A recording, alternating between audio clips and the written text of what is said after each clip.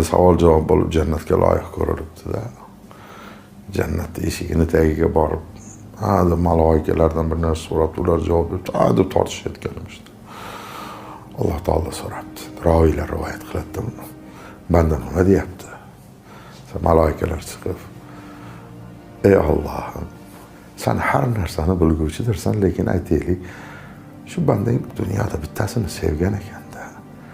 Shu kirdimi, keldimi deb so'radi, yo'q dedik. Agar u kelmasa men jannatga kirmayman deb aytayapti. Alloh taolo aytar ekan-da. Bandamki qul holatida boshqa bir qulni unutmabdi.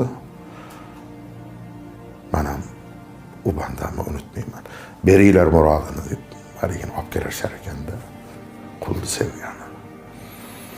Ya'ni baxt nima? Bu oddiy formulasi. Shunday sevinki, shundayini sevinki, siz jannatning eshigiga borsa, siz bo'lmasangiz u jannatga kirmayman desa. Va o'zingiz ham shunday sevinki, jannatning eshigiga borganingizda, u bo'lmasa men ham jannatga kirmayman. Mana